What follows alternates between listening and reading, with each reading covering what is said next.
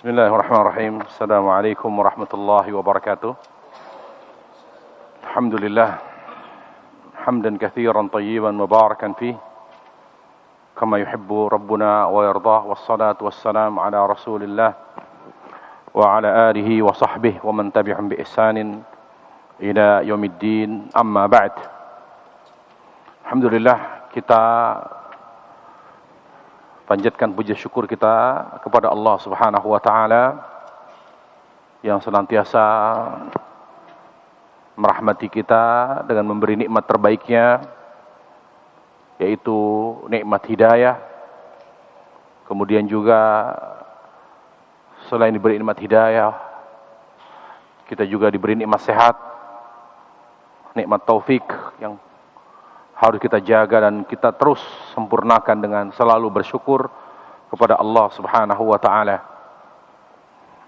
Kita akan melanjutkan kajian kita pada pembahasan tentang salat, yaitu tentang doa di antara dua sujud. Perlu kita ketahui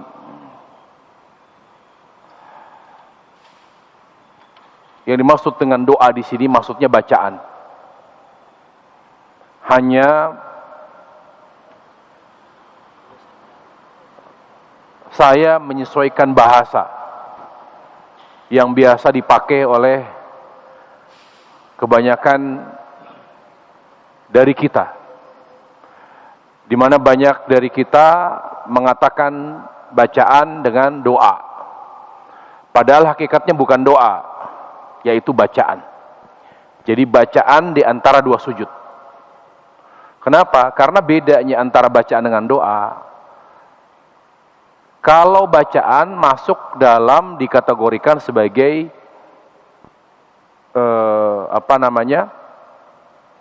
sebagai doa ibadah. Artinya dia termasuk ibadah, ya. Bukan doa permohonan. Karena kalau doa ini biasanya diidentikan dengan doa permohonan, artinya meminta kepada Allah. Nah, kalau doa permohonan, ciri khasnya mengangkat tangan. Diawali dengan memuji Allah Subhanahu wa taala, bersalawat pada Rasulullah sallallahu alaihi wasallam, ya. Kemudian juga disyaratkan kita harus selalu makan yang halal, minuman yang halal. Ya, jadi doa itu adalah amalan yang disunnahkan diawali dengan tahmid dan bersalawat pada Nabi SAW, yaitu doa permohonan. Dianjurkan mengangkat kedua tangan. Nah, yang maksud dengan doa di sini yaitu bacaan, yaitu apa yang kita baca di saat kita sujud. Ya, apa yang kita baca di saat kita sujud. Nanti ada pertanyaan,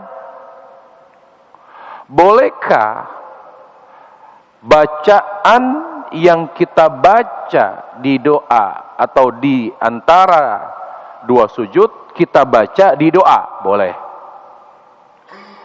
Bolehkah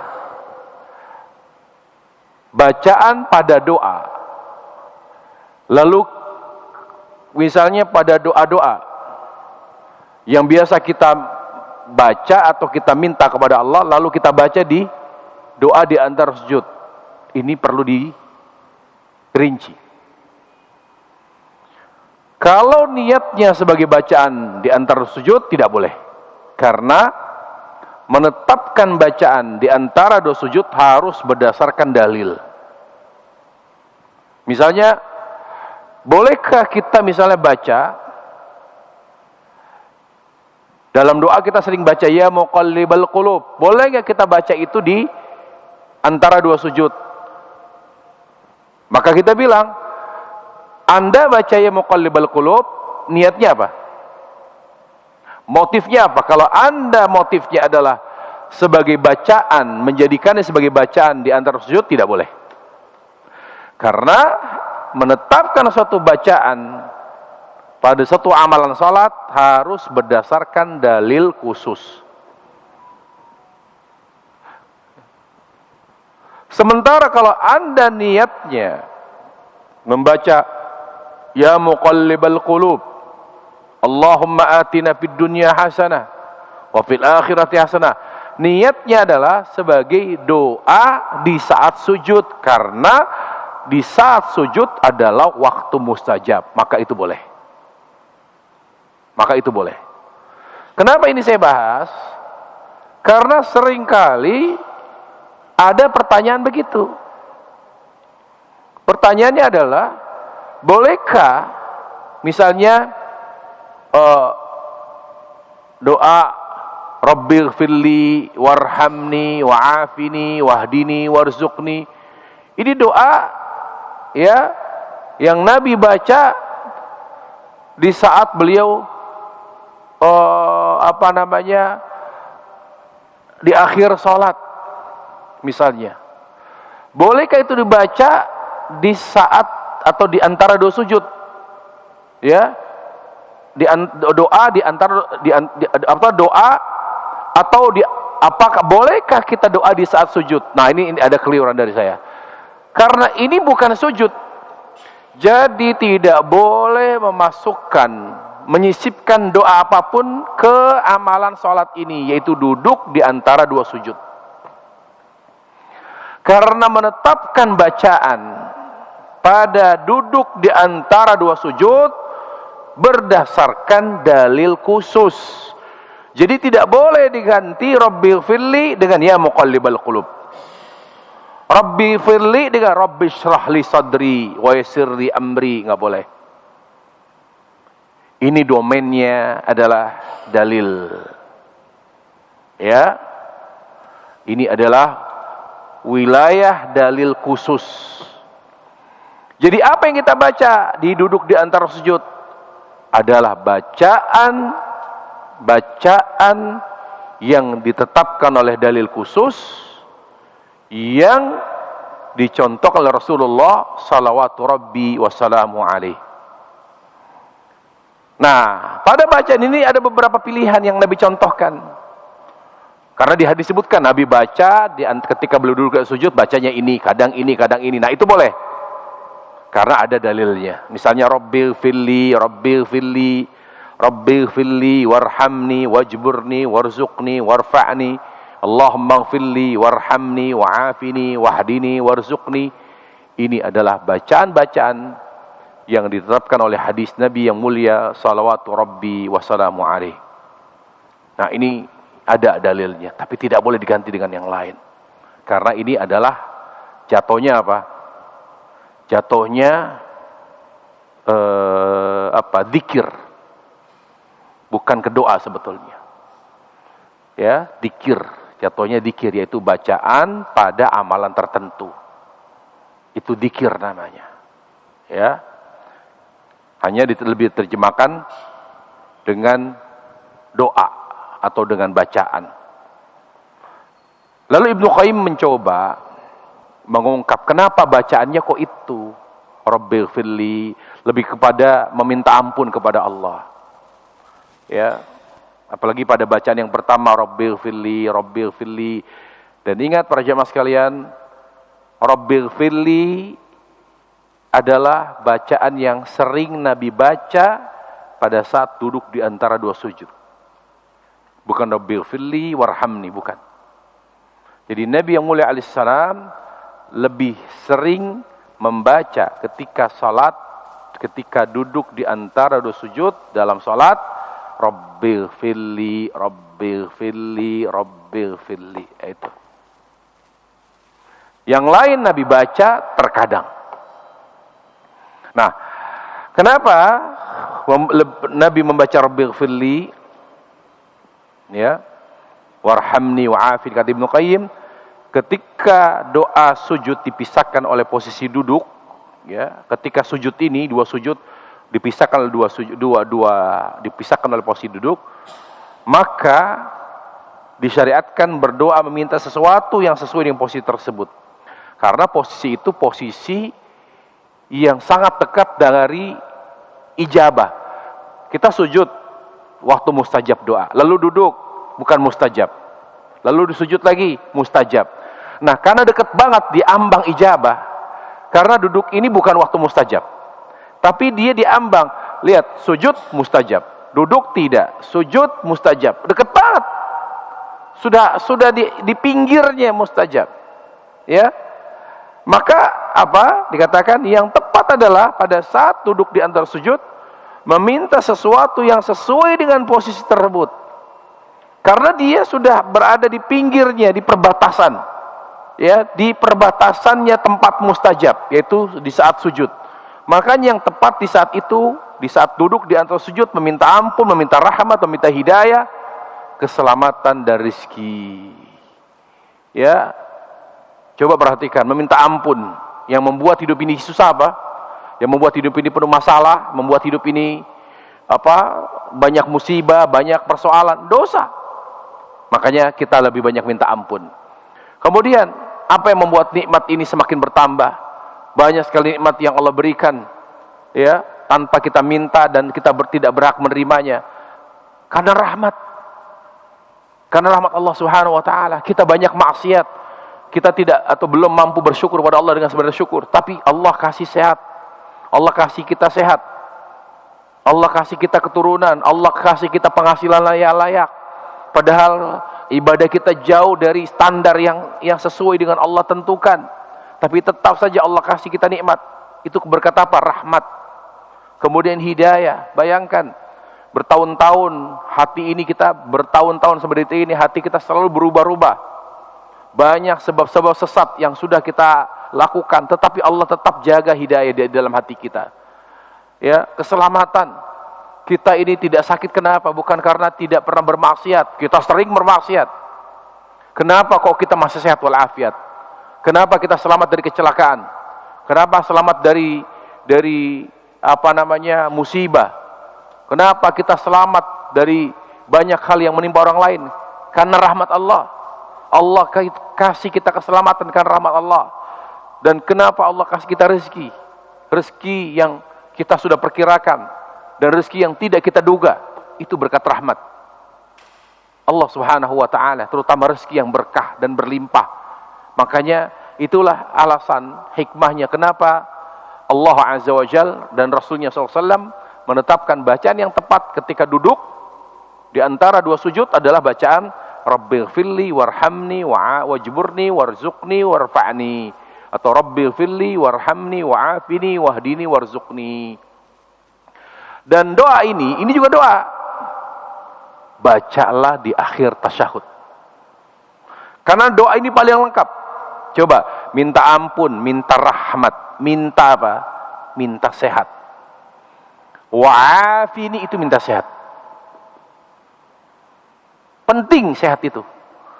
Nikmat terbaik setelah hidayah. Wa'afini. Wahdini, hidayah apalagi? Warzuqni, kita minta rezeki yang banyak dan berkah. Sebetulnya doa yang kita butuhkan yang paling banyak dalam kehidupan kita ini. Minta ampun, minta rahmat, minta sehat, minta selamat, minta hidayah, minta rezeki. Semuanya sudah terwakili oleh doa ini. Semuanya. Walaupun dikatakan ada doa sapu jagat, tapi ini yang menjelaskan doa sapu jagat. Kalau bertanya, doa sapu jagat minta apa? Kalau ada orang, saya tidak puas Ustaz kalau hanya minta doa sapu jagat. Kenapa ya? Saya minta misalnya jodoh. Kan nggak disebut di Allahumma atina. Kalau minta jodoh, kalau kurang puas pakai ini doa ini. Warzuqni. Ingat, jodoh itu rezeki. Jodoh itu rezeki.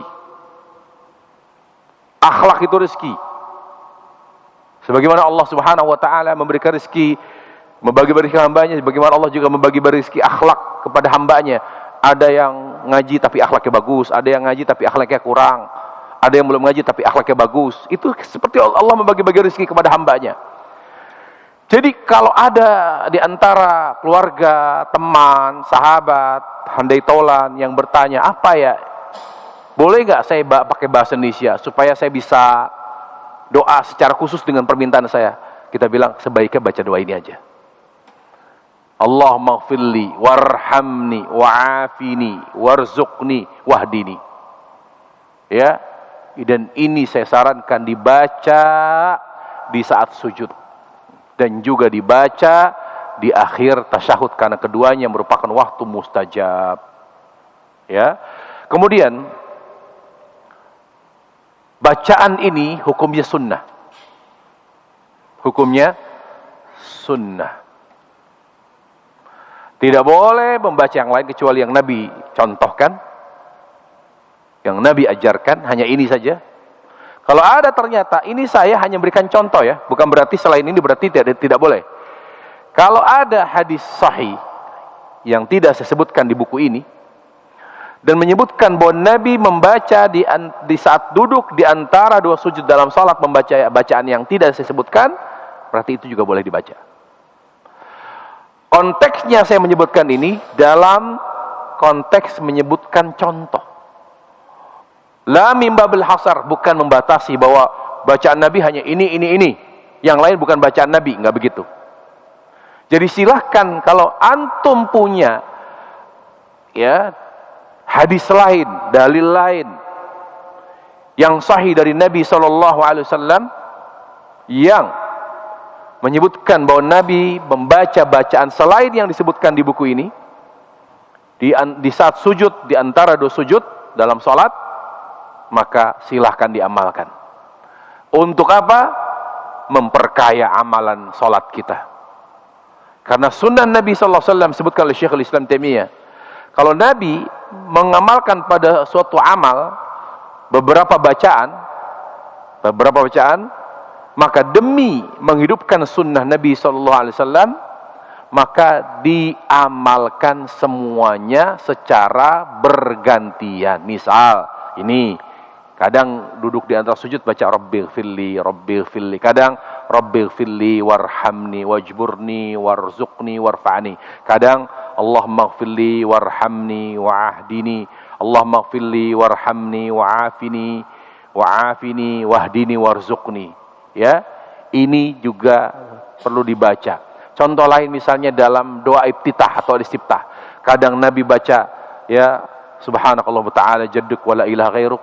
Kadang Nabi baca Allahumma ba'id baini wa baina khataya kama ba'atal baina masyriq wal maghrib. Kadang-kadang baca Allahu akbar kabira dan seterusnya. Nah, ini bacaan-bacaan kalau Nabi menyuguhkannya semua, berarti kita baca secara bergantian demi menghidupkan sunnah Nabi yang mulia salawatu rabbi wassalamu alaih. Jadi ditanya, adakah perbedaan sujud yang pertama, kedua? Tidak ada, sama. Dan ini dalil hadis Abu Hurairah bahwa mengkhususkan doa pada sujud terakhir itu tidak ada dalilnya. Mustajab doa atau doa mustajab itu berlaku di semua sujud. Tidak hanya berlaku pada sujud terakhir. Pengkhususan sujud terakhir harus melalui dalil khusus. Harus melalui dalil khusus. Tidak ada itu. Ya. Jadi ya, yang ada, yang sesuai dengan dalil dan nas, doa mustajab berlaku di semua sujud. Karena banyak pemahaman loh ya, doa mustajab itu di sujud terakhir. Salah. Yang terakhir itu, yang waktu mustajab itu tasyahud akhir. Tidak semua tasyahud itu waktu mustajab. Yang mustajab itu tasyahud akhir. Jadi setelah kita baca innaka hamidum majid, di tasyahud akhir doa, jangan langsung salam. Doa. Bolehkah doa di tasyahud awal? Tidak boleh. Kenapa? Contoh Nabi bilangnya begitu. Jadi kalau yang akhir, tolong publikasikan. Itu tasyahud. Setelah tasyahud akhir, berdoa. Jangan langsung salam. Tapi sujud, tidak boleh dibatasi, dikhususkan hanya pada sujud terakhir. Gak ada itu. Tidak ada. Karena apa tadi? Lihat, kemudian beliau mengerjakan semua itu pada semua salat. Jadi beliau mengamalkan amalannya sama pada sujud. sujud dari awal, kedua, ketiga, keempat, kelima, keenam sampai rakaat keempat, sama amalannya. Baca bacaan dan juga doa. Tidak ada perbedaan amalan doa sujud pertama dengan sujud yang terakhir. Ya, jelas ya? Apa ini? Udah maghrib? Hah? Sudah? Baik, alhamdulillah. Kita kita akhiri majelis kita dengan kafaratul majlis. Subhanakallah bihamdik, asyhadu an la ilaha illa anta, astaghfiruka wa atubu ilaik. Assalamualaikum warahmatullahi wabarakatuh.